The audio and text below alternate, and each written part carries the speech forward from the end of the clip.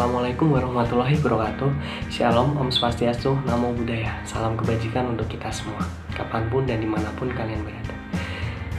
Jadi di sini kami kelompok 3 hukum pajak kelas G, yang dimana kami akan membawakan materi atau mempresentasikan materi yang terkait pembahasan kewajiban perpajakan oleh aktuaris gitu. Sebelum kami melangkah lebih jauh, alangkah baiknya kami memperkenalkan diri terlebih dahulu.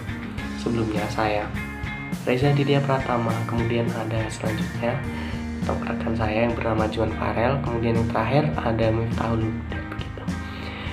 Tanpa berlama-lama lagi, kami akan menyampaikan beberapa pembahasan terkait aktuaris itu sendiri, sebelum nanti pembahasannya lebih dalam terkait apa sih wajib pajak yang harus dipenuhi oleh seorang aktuaris itu sendiri. Jadi di dunia kerja ini memang banyak sekali profesi yang berbeda dan disesuaikan dengan bidangnya masing-masing. Tak terkecuali pun seorang aktuaris. Ketika mendengarkan aktuaris, tentu saja masih ada beberapa orang yang merasa asing, ya kan? Apa sih aktuaris itu? Jadi aktuaris ini yaitu orang yang membawai atau melakukan profesi atau pekerjaan dengan berdasar pada ilmu aktuaria. Jadi, apa sih ilmu aktuaria itu? Tadi kan udah ada aktuaris. Aktuaris adalah seorang pelakunya. Jadi di sini aktuaris adalah seorang yang melakukan atau melakukan pekerjaan dengan didasarkan pada ilmu aktuaria. Jadi ilmu aktuaria ini adalah ilmu yang mempelajari dan mengaplikasikan ilmu keuangan dan teori statistika untuk menganalisis kejadian masa depan atau menyelesaikan persoalan-persoalan bisnis yang aktual. Persoalan ini biasanya itu berhubungan dengan pembayaran atau bahkan asuransi gitu.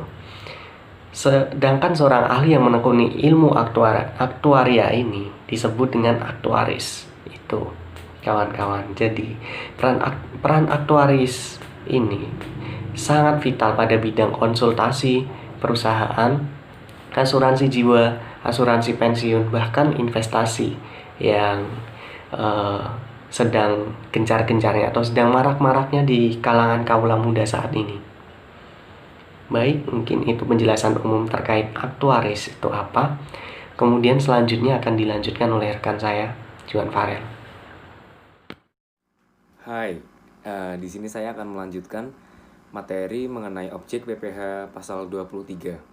Objek PPh pasal 23 telah ditambahkan oleh pemerintah hingga menjadi 62 jenis jasa lainnya. Seperti yang tercantum dalam PMK nomor 141 PMK nomor 3 tahun 2015. Salah satu dari 62 profesi tersebut adalah profesi aktuaris. Aktuaris ini termasuk dalam objek PPh pasal 23. Pajak penghasilan pasal 23 atau PPh pasal 23 adalah pajak yang dikenakan pada penghasilan atas modal, penyerahan jasa atau hadiah, dan penghargaan. Selain itu, yang telah dipotong oleh PPh pasal 21. Nah, pada umumnya penghasilan jenis ini terjadi saat adanya transaksi antara pihak yang menerima penghasilan atau penjual atau pemberi jasa dan pemberi penghasilan. Pihak pemberi penghasilan atau pembeli atau penerima jasa akan memotong dan melakukan PPh pasal 23 tersebut kepada kantor pajak. Pihak pemotong PPh pasal 23 dan pihak yang dikenakan PPh pasal 23. Tidak semua pihak dapat dikenakan ataupun memotong PPh pasal 23. Pihak-pihak tersebut hanya mereka yang masuk pada kelompok berikut ini. Pertama, ada pihak pemotong PPh pasal 23. Ada badan pemerintah, subjek pajak badan dalam negeri, penyelenggara kegiatan, bentuk usaha tetap atau BUT, perwakilan perusahaan luar negeri lainnya, dan wajib pajak orang pribadi dalam negeri tertentu yang ditunjuk Direktur Jenderal Pajak. Dan yang kedua, ada penerima penghasilan yang dipotong PPh pasal 23. Yang pertama ada wajib pajak dalam negeri, dan yang kedua ada bentuk usaha tetap atau BUT. Sekian, itu saja yang dapat saya sampaikan di materi ini. Jika ada salah kata, mohon dimaafkan. Terima kasih. Pengecualian PPh pasal 23. Yang pertama, penghasilan yang dibayar atau berulang kepada bank. Yang kedua, sewa yang dibayar atau terutang sehubungan dengan sewa guna usaha dengan hak opsi. Yang ketiga, dividen atau bagian laba yang diterima atau diperoleh perseroan terbatas sebagai wajib pajak dalam negeri, koperasi, BUMN atau BUMD dari penyertaan modal pada badan usaha yang didirikan dan bertempat kedudukan di Indonesia dengan syarat sebagai berikut. Yang pertama, dividen berasal dari cadangan laba yang ditahan. Yang kedua, bagi perseroan terbatas, BUMN atau BUMD, kepemilikan saham pada badan yang memberikan dividen paling rendah 25% dari jumlah modal yang disetor.